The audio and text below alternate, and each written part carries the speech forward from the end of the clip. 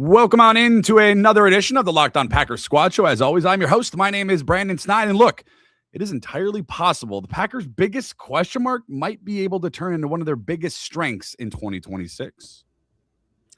I'm Peter Bukowski, host of Locked On Packers. And I look at a team that has one of the most complete rosters in the NFL. Their weaknesses are pretty tame compared to some of the other teams. And I'm Jacob Westendorf from Packers on SI, and I'm going to tell you a non-starter that the Packers fans need to know before the season begins. Go Pack Go! It's the Packers Squad. Everything Green Bay Packers every week, covering all the big hits and game-changing plays from Titletown. The way only the Locked On Podcast Network can. From the frozen tundra with all the cheeseheads, the Packers Squad Show starts now.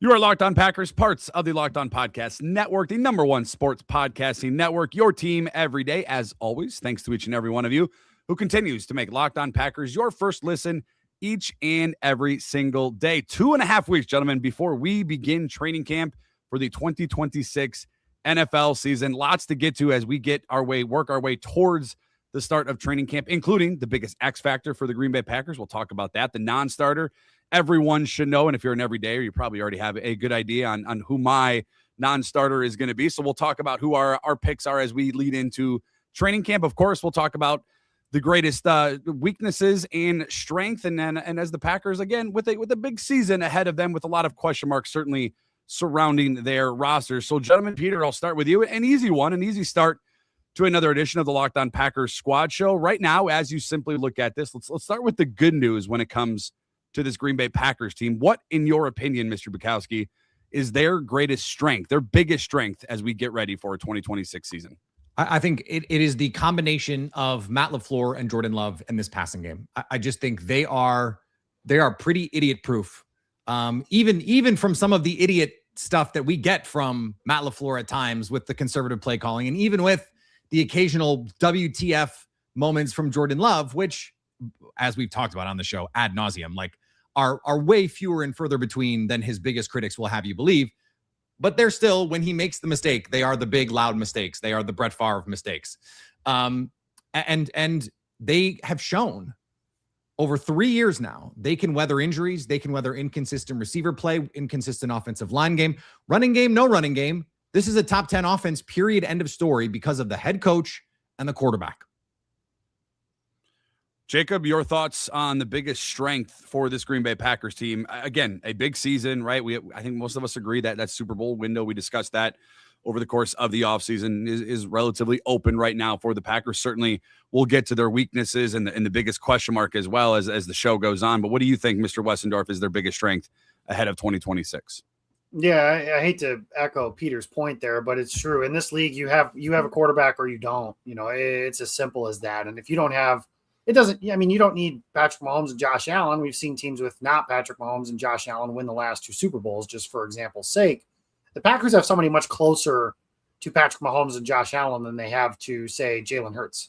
And that's coming from somebody who, likes Jalen Hurts maybe more than what some of his critics might. But Jordan Love, to me, is pretty easily a top 10 quarterback in the NFL, and I think he's closer to 5 than he is to 10. Now, I've said on the show before, there are things he needs to clean up, certainly. There are things that he needs to do to put himself firmly in that top 5 discussion. Make it so it's not an argument. We're not doing that. Well, is he really better than Joe Burrow? Is he really better than Lamar Jackson? Make that a slam dunk conversation. He could certainly do that. But when you have the quarterback, he makes everything else around you right. And sometimes, we've seen this over the years with Aaron Rodgers, sometimes Jarrett Boykin is your leading receiver. Sometimes Ty Montgomery Jarrett Boykin. He's always the go-to for that. And I do it too. Yeah, I think he actually has me blocked on Twitter because I've said it so many times. Okay, so I won't. Sometimes Juwan Winfrey is starting at receiver in a Thursday night game against the Arizona Cardinals. Start that was too. Yes, he may have had a touchdown if he didn't fumble too. That's always the fun. That is like the what if game of, if you will. But sometimes Ty Montgomery is playing running back. Sometimes Don Barclay is playing right tackle against Michael Bennett, and you're holding your breath.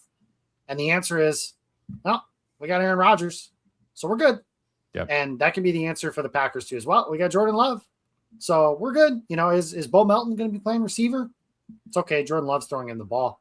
Is Luke Musgrave starting at tight end instead of Tucker Kraft? It's all right. Jordan Love's throwing the ball. So it's okay on that front.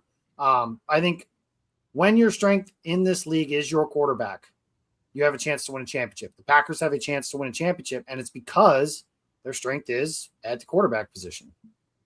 Now, I don't want to knock your guys' strength, but I want to poke some holes at it, if you don't mind me, Peter. I'll start with you. You've talked about Jordan Love having to be a little bit more consistent. Only one playoff win for the Green Bay Packers. Since he's taken over, he's entering year 4 as the starter. But does the lack of playoff success, give you reason and give Packer fans a reason to kind of hold their breath a little bit until he does see some kind of sustained success when it comes to the postseason and consistency throughout the course of the season? Because we've seen Jordan go on these absolute heaters, right? Where he just, November 2023 through the playoff run at the end of 2020 into 2024, the end, obviously the end of that season, that playoff season, but it was just unbelievable. But then there's moments throughout, that same year, they didn't win a game in October. And part of that is because Jordan Love's inconsistency. Jacob, do me a favor. Who was the quarterback for the Super Bowl champions this year? Sam Darnold. How many playoff wins did Sam Darnold have before the 2025 playoffs? Is it 0? It is 0. So the idea that you have to have proven it in order to do it. I'll take it a step further. Who was the quarterback for the AFC representative in the Super Bowl? May hadn't How many in a playoff How game. many playoff wins did he have before the 2025 season? This year was a weird year, though. Let's 0. be real. Okay. But who now? It's unfair. Like, I won't do the disingenuous thing and say Jared Stidham for the Broncos, but like, it wasn't like Bo Nix was lighting the world on fire either. And I said this the other day, and it was interesting that it came up on a big national show as well, that the days of just having a quarterback is over. You cannot win if your team is just your quarterback. We saw that in the postseason. Josh Allen is he is the closest thing to Superman we have in the league right now. And it's not enough. And how many times did we see we always convinced ourselves with Aaron Rodgers it was enough. And because occasionally it would be, right? 2016, he goes to the NFC Championship game with the team that had no business, really even frankly, in the playoffs that year. And they go to the NFC Championship game because they had Aaron Rodgers. I just don't think the league is set up like that anymore. I just don't think it's enough anymore. And so, yes, you can win if your quarterback's your biggest strength. I don't think it's the case, though, that you have to have proven it year after year. We just saw this in the NBA. Victor Wembanyama in the playoffs, that team, they go to the NBA finals. Like, you don't have to have these large swaths of, like, I think Tom Brady and Patrick Mahomes have really spoiled us into thinking that, like, once you get in and you have the experience and you win, there's some magic pixie dust that is, magic conferred onto you. That's just not the reality. The football is the ultimate small sample size sport. Like, you just have to play. You have to be a quarterback who can play well enough for 3 weeks. Again, Jalen Hurts is not as good as Jordan Love. Jalen Hurts probably should have 2 Super Bowl rings. And so, like, that's just, I think the reality is your team needs to be good enough. You need to get hot and you need to be freaking healthy come the postseason. Jacob, you've talked about on the show, you've written about it for Packers on SI. A big criticism of the Packers has been their head coach, right? It has been Matt LaFleur. Yeah, man. How much credit, Jacob, if you look at what both of your guys' answers are surrounding Jordan Love as one of the biggest strengths as we enter 2026, how much credit does Matt LaFleur deserve for that being the reason? Oh, a lot. I mean, Matt LaFleur, any of my criticism of Matt LaFleur, and there's enough, I've always been quick to give him credit over the Mike McCarthy teaching the old dog new tricks like he did with Aaron Rodgers, like McCarthy once did with Favre, while also raising the young puppy, McCarthy with Rodgers, and then, of course, LaFleur with Jordan Love. And I've said before, too, the greatest coaching job Matt LaFleur has ever done has been in that 2023 season, where Jordan Love is bumpy. After a game in Denver, I wasn't saying that Jordan Love was not the answer. I simply posed the question of, if Jordan Love is not the answer, and if the season had ended that day in Denver, I think the answer was pretty defiantly he is not, then would the Packers consider moving on for any of the quarterbacks that were in that draft class? I can promise you, I don't know this, I'm not reporting anything, it just makes sense from a common sense standpoint. there were people in that Packers locker room that thought when they traded Aaron Rodgers that Aaron Rodgers was their best chance to win a championship or win in 2023. Yeah. Again, not reporting, just makes sense from a common sense standpoint. And it wasn't just David Bakhtiari and Preston Smith and Rasul Douglas, just to name the veterans that everyone will point to immediately. There were players in there going, you got rid of Aaron Rodgers. Matt LaFleur probably thought that way. And that would be a totally reasonable thing to think, right? Like, correct. He's Aaron Rodgers. He did not have a great 2022 season. There were reasons for that. But I think to Jacob's point, Matt LaFleur kept that team together. Yes. And that's why it's his greatest coaching job is they kept, I hate to pull a Big Ten on Westendorf with the Michigan hat on, but they just kept rowing the boat. They really did. They just kept, I'm sorry. Like that was the first metaphor that came into my mind.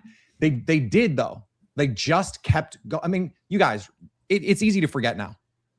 There were like 3 or 4 times in 2023, they ran an RPO where someone forgot to do the PO. Someone forgot to run the route on an RPO. And in the second half, and that happened in the playoffs against the 49ers too, by the way.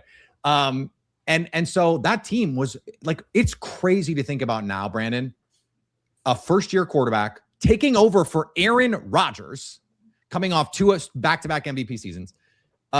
Every offensive player, every offensive skill player, not named Aaron Jones, was either a first or second-year player. And I think with the exception of Elton Jenkins, their entire offensive line was first or second year, like were first-year starters at their position in terms of being preferred starters. And they were historically the youngest offense in the NFL that year. And they won a playoff game and really had the chance, if their defensive backs could catch the ball, to win a second playoff game and be by far the best team in the NFC that season. And it would have been a rematch with the Lions in the NFC Championship game, a team that they beat the last time they saw them. So that season, like, for whatever criticisms we have of Matt LaFleur, and they are myriad, right? I think we have to be able to hold 2 truths at once. There are no perfect coaches.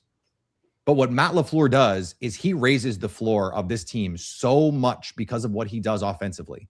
And there is no greater advantage in the NFL right now today than having one of those differentiator play callers. The Packers have one.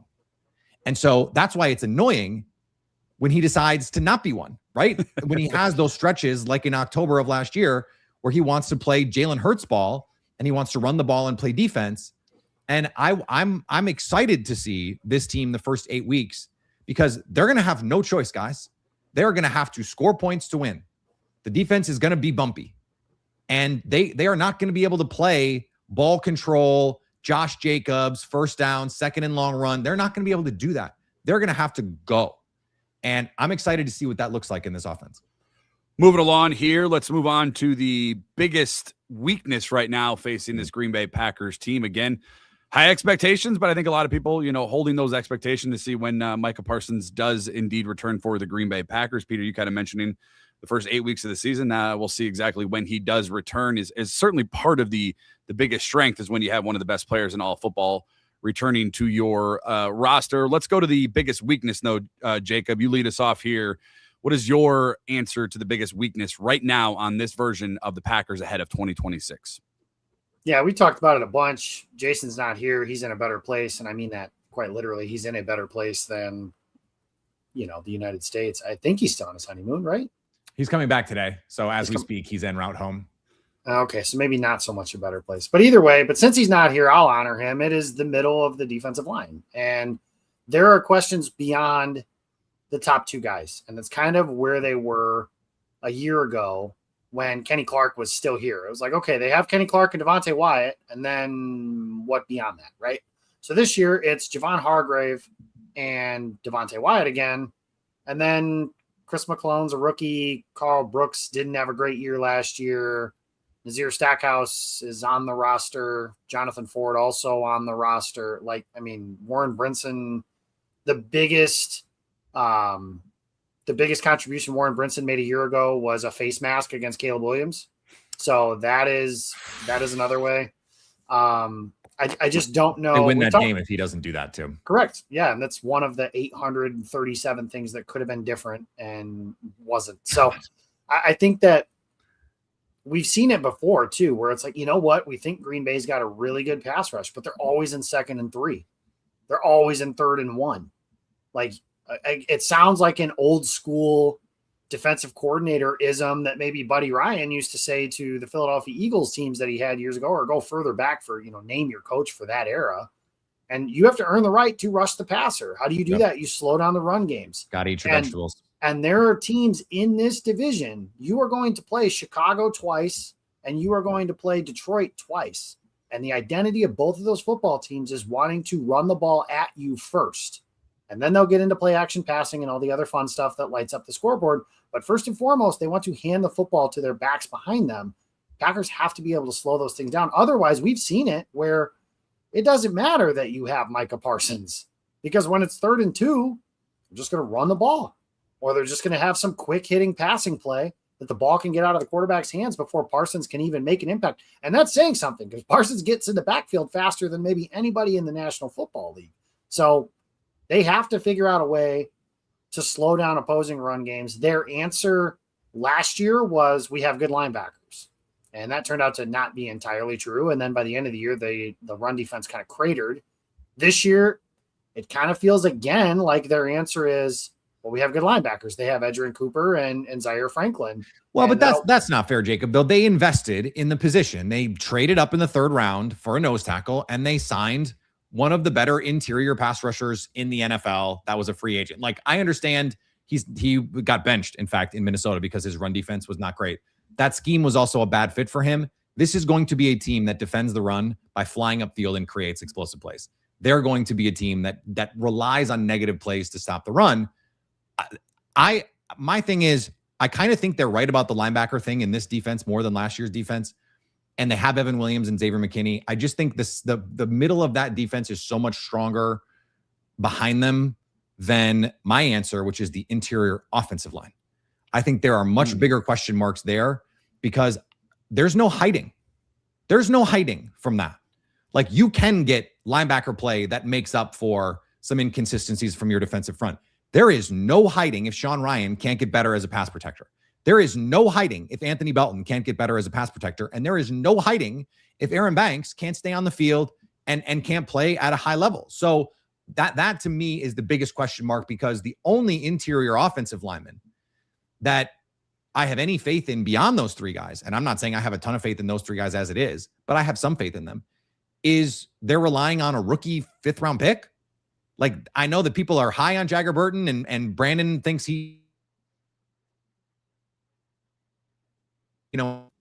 but I just don't have any faith in any of, like, I don't have any faith in Jacob Monk at all. And you know who else doesn't? The Green Bay Packers. I don't have any faith in Donovan Jennings to stay on the field, first of all. And then once he plays, we have no idea what that looks like. Like, I just think it's not just the players at that spot. Because I do think Banks, Ryan, Belton, the upside is there. And I think that they're talented players, especially Ryan and Belton. But if it doesn't work out, if they don't play any better than they did last year, there is nowhere to hide. And we know that for this offense to work, if you protect Jordan Love, he will kill you. Jacob mentioned it on the last squad show, the best quarterback in the NFL last season when he was protected. And it falls off a cliff when he's pressured. Now, there are reasons for that I think the Packers are going to have to address, and I think they will address. It's not just a Jordan Love problem, but for that, there is just no remedy for that. If you can't block, you are a word that rhymes with trucked. Like, it does not work. And on defense, you can get by. If you have a really good pass defense and a really good middle of the field defense, you can get by not being the best run defense in the world, not being the most aggressive run defense, holding up blocks at the point of attack. There is nowhere to hide if you can't block up the middle. That speaks to just DOA. Peter, that speaks to the biggest strength. I think the safety room right now is the Packers' biggest strength right now on defense. I think there's ways to cover up. I know Jason and Jacob, you guys have been hard on, especially if you add Javon Bullard in that. I think like those 3 guys are really, really good. I'm not sure there is a threesome in the NFL that is any better than those 3 in the NFL. I really don't. I mean, in all seriousness, all jokes aside, like, I don't think there is a better group of 3. Brandon, sorry, I cut you off. Go ahead. No. I agree with you. I do think Jager Burton is going to be a day 1 starter. I've said that before on Sunday OT. I've said that before after the draft show and certainly on the squad show. You're wrong, but that's okay. That's fine. And we'll see how it plays out. It'll be a good problem for the Green Bay Packers to have, as strengths and weaknesses usually define the floor and potentially the ceiling for each team, but championship teams usually have one player or one storyline that completely changes their ceiling. We'll discuss that, the biggest X factor for the Green Bay Packers ahead of 2026, and the biggest question mark. All that next on another edition of the Locked On Packers Squad Show.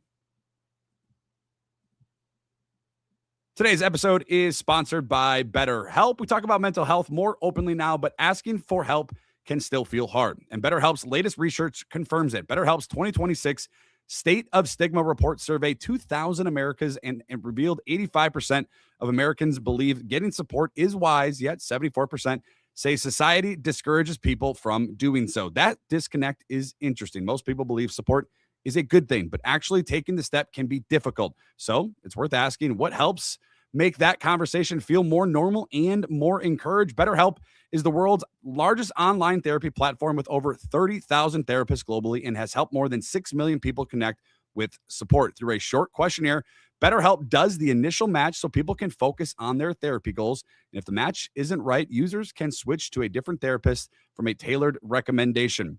Sometimes it's not just a huge moment. It's just making these conversations just feel normal and reminding people that reaching out for support doesn't have to carry judgment. Don't let stigma stand in the way of support. Start therapy with BetterHelp. Sign up today and get 10% off at betterhelp.com/lockedon. That's better, HELP.com/lockedon.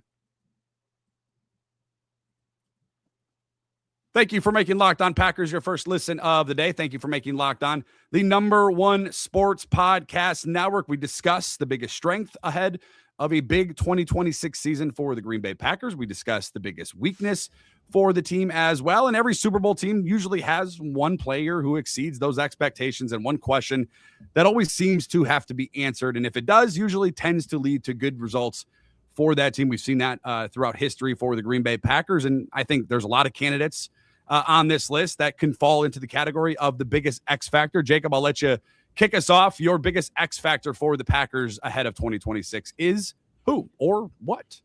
Yeah, so you just mentioned their biggest strength being the safety room and adding 3 people, Peter, to that group of Javon Bullard, Evan Williams, and Xavier McKinney. And the one thing, this isn't solely on those guys, but if regression can work one direction, like it may and should for the Chicago Bears, then regression should work, in theory, the other direction for the Green Bay Packers. And what I'm talking about is those 3 are your probably best playmakers on the field. And the Packers need to take the football away much, much more than they did a season ago. And Charles Woodson always says, if you catch the ones they throw to you, you'll lead the league. Well, the Packers didn't catch any of the ones that they threw to them a year ago. They dropped one at least in the playoffs. They dropped one. Xavier McKinney dropped one against Chicago. Carrington Valentine, Javon Bullard had one knocked out of his hands by Isaiah McDuffie against the Giants. Like, there's a bunch of plays last year that come to mind of plays they almost made. And as we talked about the 49er playoff game a couple years ago when Jordan Love was almost beating the Niners in Santa Clara, one of the biggest plays of that game, Peter mentioned, was Darnell Savage dropping an interception that would have been returned for a touchdown. And those almost plays almost always end up coming back to bite you in the biggest spot. So I'm looking There is no more truism in sports than a dropped interception comes back to kill you 100% of the time. Like it doesn't, that is not a real stat, but like it does feel that way. 100%. And I think this is something this year. I picked those 3 guys just because I don't think, for all the criticism of Keyshawn Nixon, that I do think some of it at least is unfair. Ball skills are not a strength by any stretch. And Carrington Valentine, I don't know if ball skills are a strength. I don't know. 3 against the Giants. Correct. So then you go to Bullard, Williams, and McKinney. And McKinney last year, the Packers insisted that he was having a better year than his all-pro season his first year in Green Bay.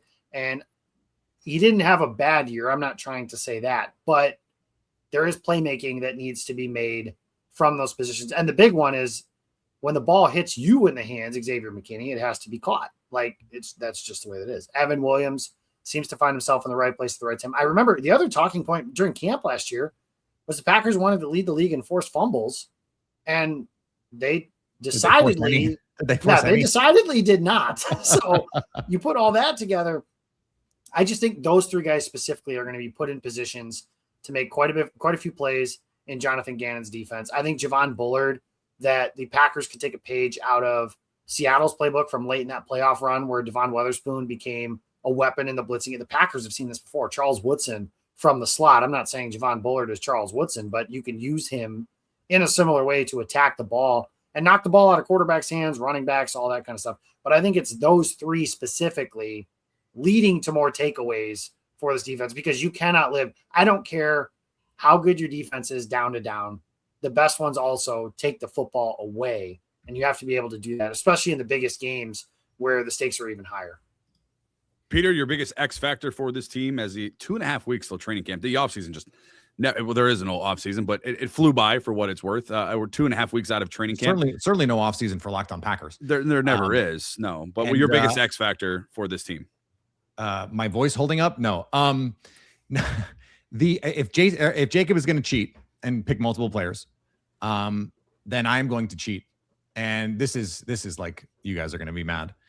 I'm going to pick the left side of the line of scrimmage for the Green Bay Packers, because it encompasses two players that are going to be hugely important, their level of play. The left tackle, and then the defensive end who plays opposite the left tackle, who in this case is going to be Lucas Van Ness. Because the Packers last year, they played Micah Parsons on the offense's right, not exclusively, but almost exclusively, just because you generally get the worst pass protecting of the two tackles in that way. And so we have generally seen Lucas Van Ness, especially when Rashawn Gary was in town, he lined up on that offense's left side. And those two guys, if they are, and I feel like I've talked more about those two players this offseason than anyone else. If those two guys are good, it impacts this team more than any two players on the team, right? Like, I really think that's true. Like, if Jordan Morgan is good and Lucas Van Ness is good, that elevates this team above where they were last year, because those spots last year were not good. Peter, I think those are the biggest X factors. As you were saying that, I was thinking, since like, is Jordan Love good in 2023? You might be right about that. Genuinely, you might be right about that. And I think Jordan Morgan, the bar to clear is, and I've said this before, is just like, don't suck. Lucas Van Ness has to be good. Like, he has to be legit good, because for the first probably 8 weeks now is what it looks like, Micah Parsons is not going to be in town. And if you can't get good level of play, like the comparison point that I made was like when Nick Perry was healthy, if you get that version of Lucas Van Ness, and I think that's in there, I really do. It's easy to forget Nick Perry has had more 10-sack seasons than Rashawn Gary in his NFL career. Like, the good version of Nick Perry was a pretty good player, even if he wasn't an all-pro or a Pro Bowl player. That version of Lucas Van Ness, not just when you don't have Micah Parsons, but then when you do, now suddenly it becomes a scary defense instead of a defense that's just trying to white knuckle until Micah Parsons comes back. And it's not, Micah, please save us, which is what it kind of feels like right now. There's just so much uncertainty with that pass rush. Like that for me is the X factor. If you get, I guess we're all cheating a little bit, because it's the entire positional group, for me, outside of obviously Micah Parsons, because we don't know when he's going to return. Somewhere you would assume, week 6 through week 12 is kind of the window. It's kind of a very wide window, but nonetheless, at some point you anticipate you'll get him back. At what capacity is also a big question. At what type of return does Micah Parsons bring to the Packers team? Obviously, we saw the good side of what this injury can be when the return of Christian Watson last year in Pittsburgh and what that did for the Packers offense and Jordan Love during the middle part of the season. But deny Dennis Sutton, obviously Lucas Van Ness, my guy Barron Sorrell, Colin Oliver, like those guys are going to have to hold it down. Peter, you mentioned it's going to be a little bit bumpy for the Packers defense. It's going to be predicated on a lot of those guys, and being able to establish some sort of pass rush for the defense, because if they don't have it, like, it's going to get even more bumpier than I think fans are expected to have on the year one of Jonathan Gannon. Moving on, we talked a little bit about the I guess you could put this under the biggest question mark, but I'm curious to gather your guys' answers when it comes to the biggest question mark. We talked about the biggest weakness, and I think you can differentiate between the two. But Jacob, I'll start with you. 2.5 weeks out from training camp. Obviously, there's still moves that can be made for the Green Bay Packers from a roster standpoint, if that is something they want to do. What is your biggest question mark surrounding this current team? There's a lot there. I think you kind of just talked about it a little bit with where is that pass rush going to come from. One great thing about camp is what you're hoping for from, this side of things is give us something to watch. For the last few years, it's been, it was a subhead in Bill's story every day at camp, but what did Jordan Love's day, or how did Jordan Love do, or something like that? That matters, but it's not it doesn't matter the same way that it used to. Like in 2023, it's like if this guy stinks, the Packers are kind of up a creek without a paddle, and it's not a good thing, right? Now you're hoping to find a legitimate competition and players with opportunities. And you just talked about pass rushers. There is one, and I'm stretching a little bit by saying that, one pass rusher in Green Bay's edge room right now with NFL production. And I'm considering what Lucas Van Ness has done in his career, NFL production, when I say that. So if you're assuming that, then the rest of the guys, Barron Sorrell, Brenton Cox, Colin Oliver, Dennis Sutton, all. Brenton Cox, kind of the forgotten guy in there too, and I'm as guilty of it as anybody. He is a nice pass rusher when he gets an opportunity, if he can stay healthy. He was missed last year for sure. I think that he is, I think I just mentioned like one name, but I think he is more on the roster. If we did like a percentage of like what the likelihood of making the roster is, I think his is more likely than say Colin Oliver, just for example. I think you're right. And there might be some, that'll come down to maybe some positional versatility and stuff like that. Cause Oliver they talked about it, at least when he got drafted, his ability to play off ball backer or special teams, all that kind of stuff could come into play too. But those guys need to be more than, I'm not asking for Za'Darius and Preston Smith and that kind of stuff, but more than those. I can remember when the Packers would take those guys off the field and their backups were Jonathan Garvin and a guy whose name I can't even remember at this point, but like they just gave them nothing as pass rushers. And I don't care if it's Kyler Murray week 1, Geno Smith or whoever starting for the Jets in week 2. Like if they're comfortable, the defense can get picked apart. And that can be true with a team that has a great secondary. Green Bay secondary's got some questions about it too. So are they going to have to get more rush from guys like Devontae Wyatt, Javon Hargrave? Sure, that's going to have to be part of the recipe even when Parsons is available. But somebody from that edge group has to emerge in camp, and not just Lucas Van Ness. Again, I'm counting on him as a given, and I probably should not be when I'm talking about all this stuff. Van Ness has to be good, like Peter mentioned, and they need somebody who is basically what they need is, can Lucas Van Ness be, I've always been quoting like 8 sacks and 60 pressures. Those are the exact numbers that Brian Gutekunst would talk about for Rashawn Gary. Can Van Ness be that? And then can one of the other guys be what they got from Kingsley and Enagbare last year? And then if you got those guys in line by the time that Parsons comes back, you probably feel at least okay about that group. If you're looking at a whole lot of nothing and the quarterback can just stand there with a ham and cheese sandwich as he's standing back there, it's not going to be pretty. Yeah, and I think this is it, right, for Lucas Van Ness, right? Like, make it or break it. Like, you got to show us something here, as the Packers did exercise that 5th-year option. Peter, your biggest question mark surrounding this Packers team ahead of training camp, 2.5 weeks out, is what? I thought about this, and I went back and forth on a number of them. I think the biggest question mark is what this running back room looks like, because we don't know what's going to happen with Josh Jacobs. And there are people reading the tea leaves of like, oh, the social media put out a video of him after he made the top 100. And if the Packers knew something, just like a top 100 video. That's all it is. Listen, I'm just telling you. Is it? What happened? Yes, that's all it is. I know what happened. But I do think it's reasonable to wonder if the Packers had inside information that has not come out, if they would have greenlit that video. If you're going to read the tea leaves, I'm just saying that is a thing that happened, Jacob, okay? But beyond that, we still don't have a resolution to this domestic violence issue. And so that raises questions.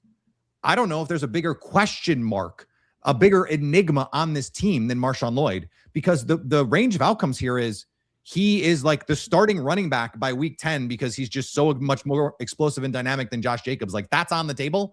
And also he's out of the NFL by, the end of this season because he gets hurt again and it's just over for him. Like, that is the range of outcomes. How do you deal with that? I don't know. And the Packers must feel pretty good about Chris Brooks, I guess, to just like be a functional NFL running back. I don't know. But so that to me is the biggest question. I think the honorable mention for me is kicker. I was hoping somebody went there. I was going to wait. From the combination of Trace Mack and Lucas Haversick, like, you hope that it doesn't kill them. It's one of those things where you just like, you're holding your breath the whole time and just like, let's hope the kicker doesn't kill us. But guess what happens? Like every time, it's always going to find that guy.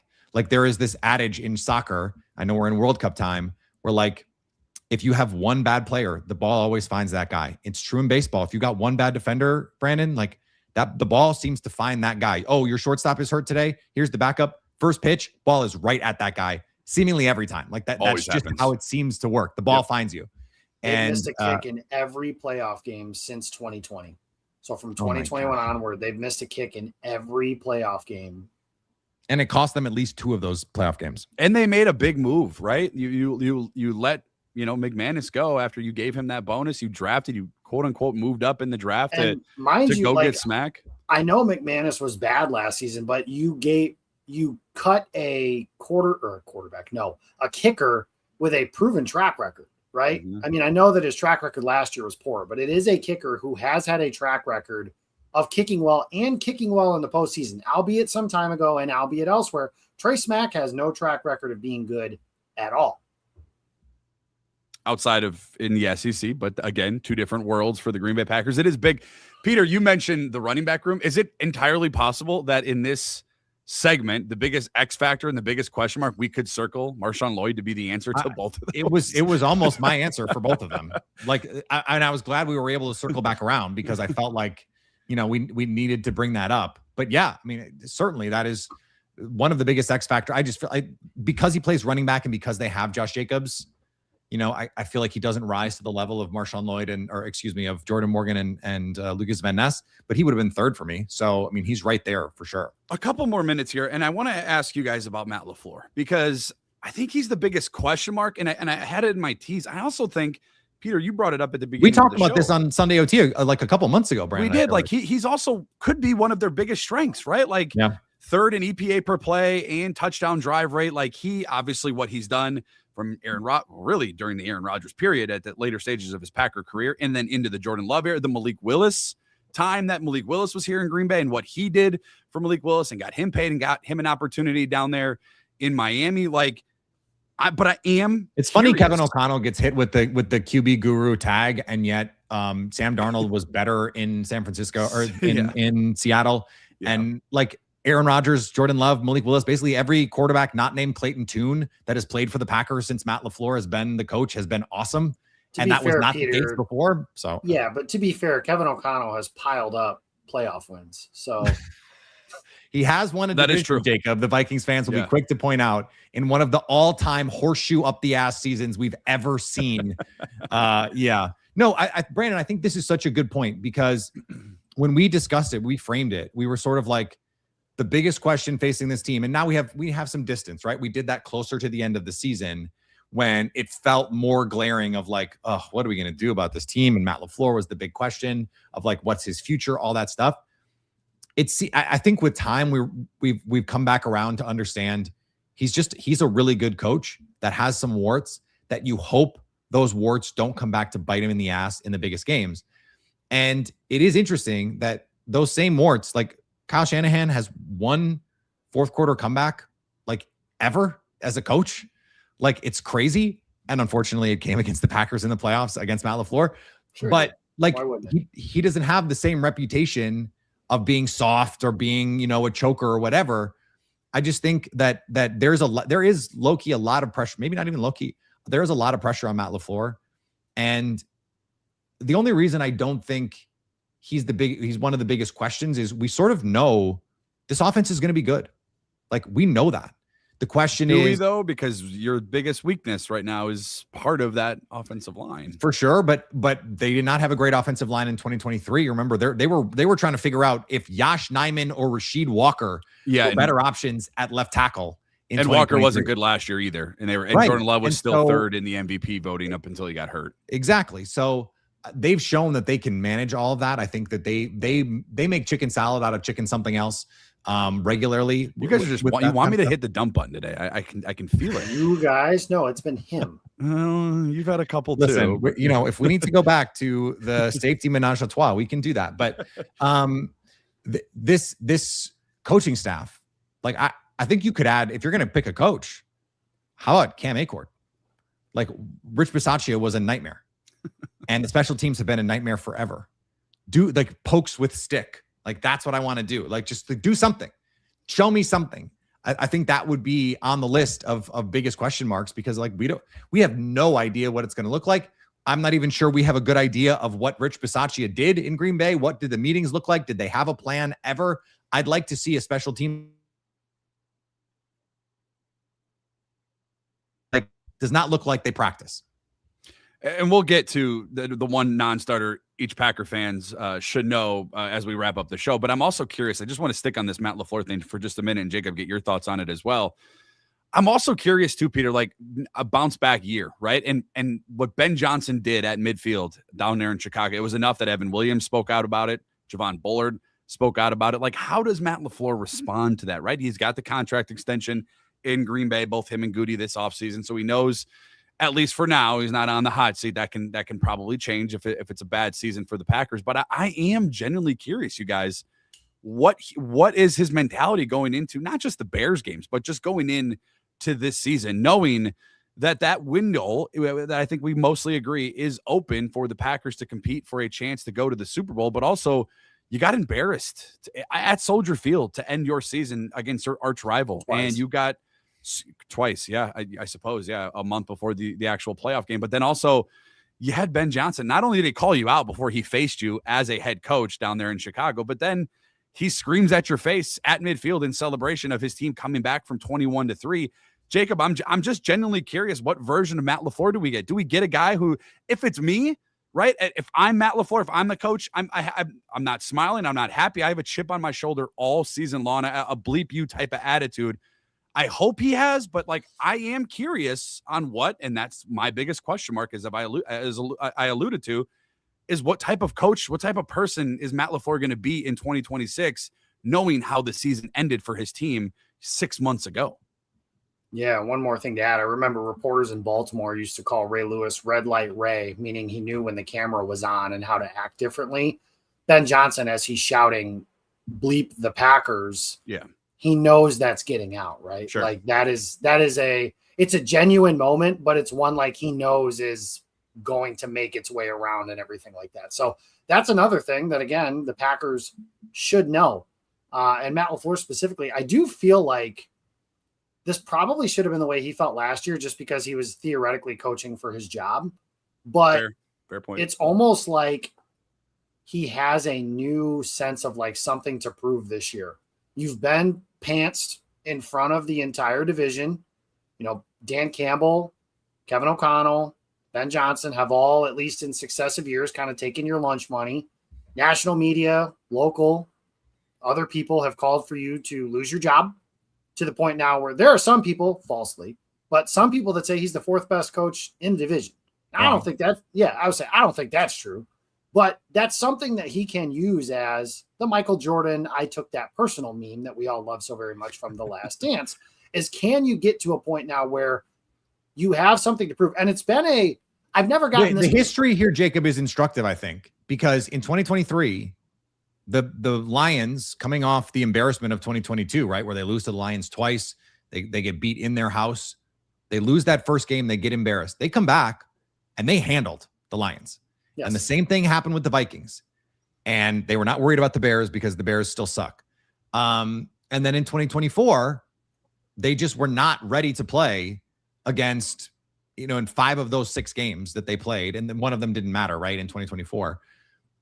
They came back this year, and what did they do? They swept the Lions. Mm-hmm. And they would have swept the Vikings had they been trying to win the second game. They played Clayton Tune in the second game.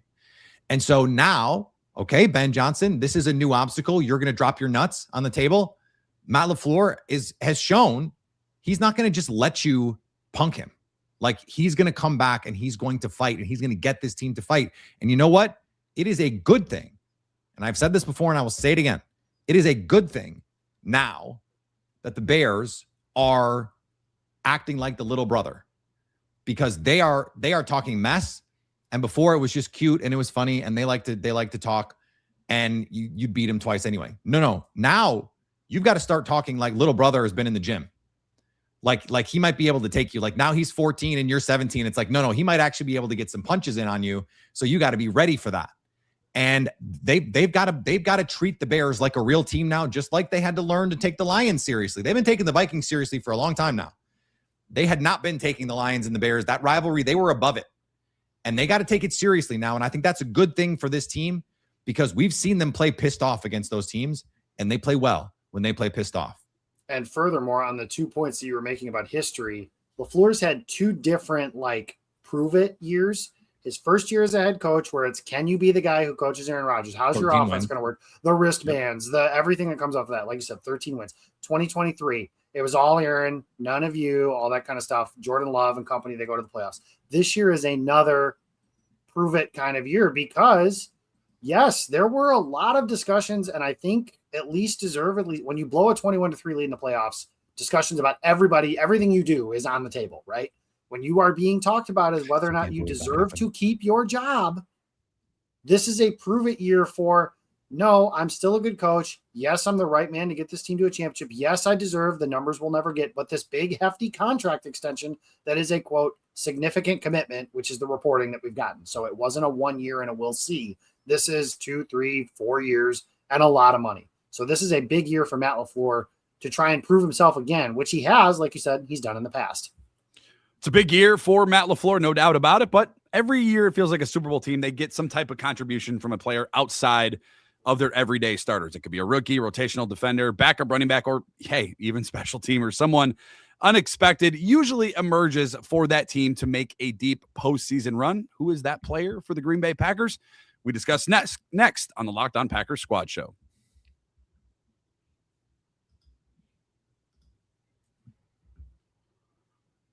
Thank you, as always, for making Locked On Packers your first listen of the day. Thank you for making Locked On the #1 sports podcast network.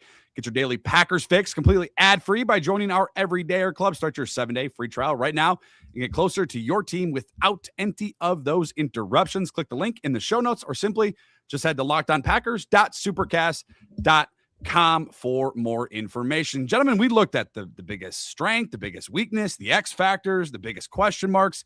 We've examined really this roster up and down for the Green Bay Packers ahead of 2026, a big season. I think we would all agree, a very, very big season for Matt LaFleur, Jordan Love, and the Green Bay Packers. But one of the things we really haven't talked a lot about is who could be a player or a unit that emerges for the Green Bay Packers to help propel them to the next level. Peter, I'll let you start us off as we wrap up another edition of the Locked On Packers Squad Show.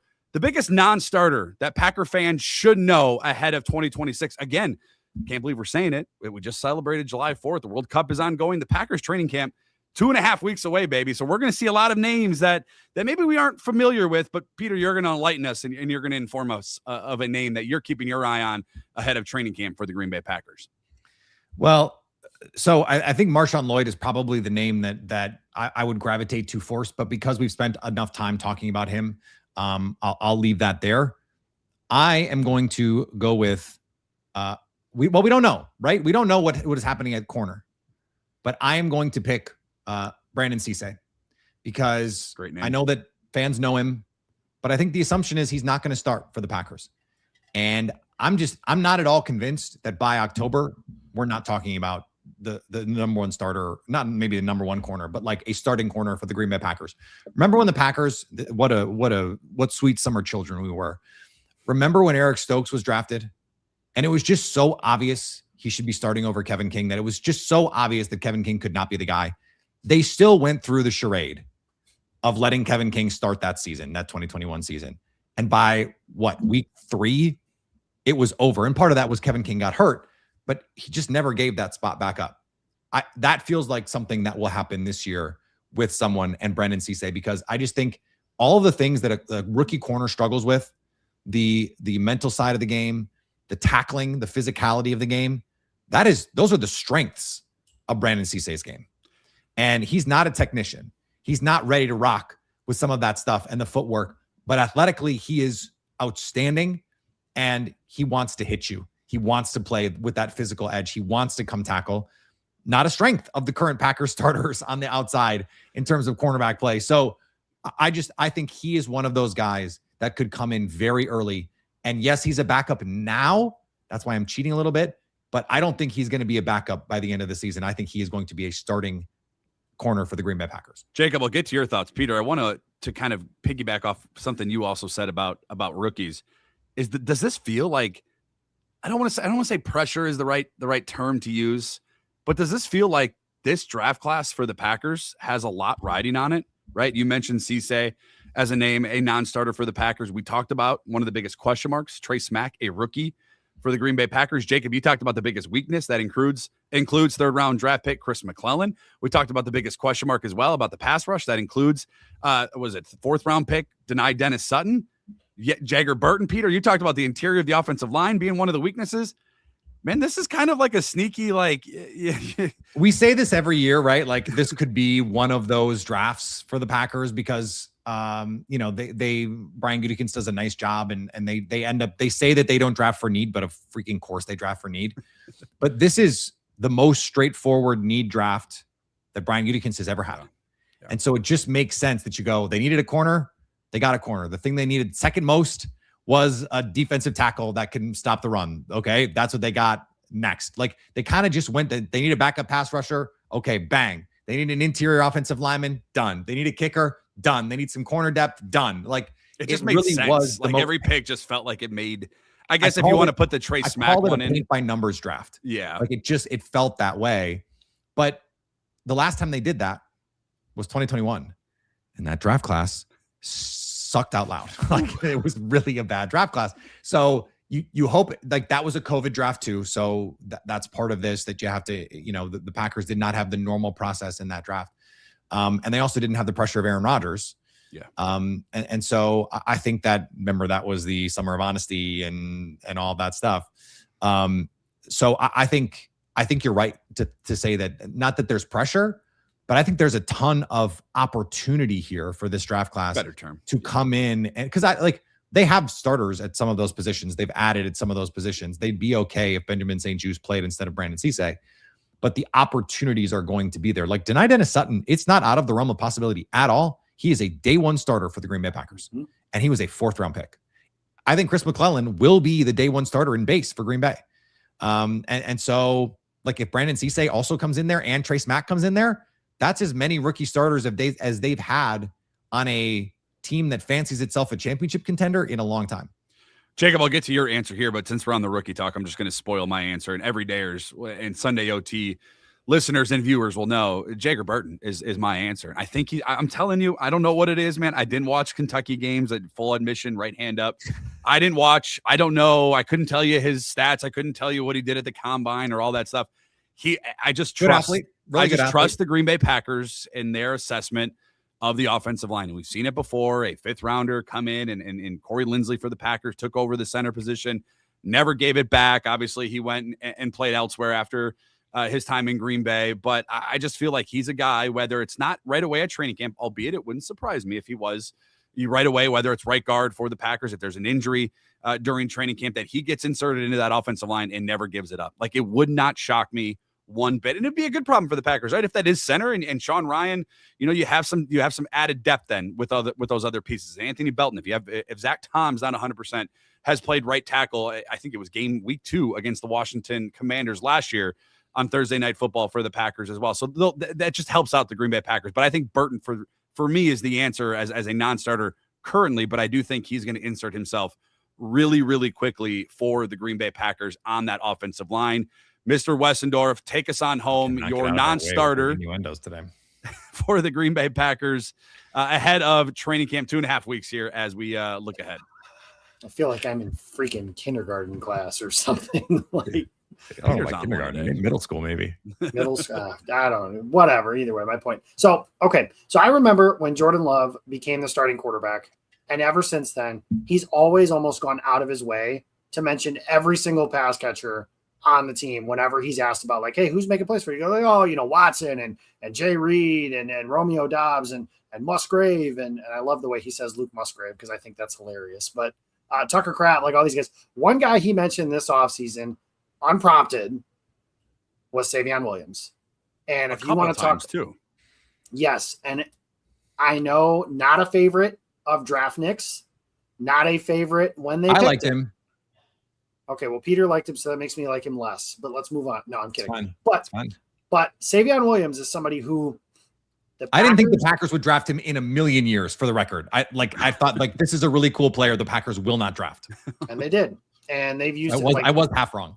Matt LaFleur said like the only thing that limits you about Savion Williams is your imagination. But then they asked Love about just like players, and he said he could see Savion Williams taking a big year 2 jump. Now, granted, a big year 2 jump for him could be catching 5 passes beyond the line of scrimmage, and he would quintuple his production from a season ago.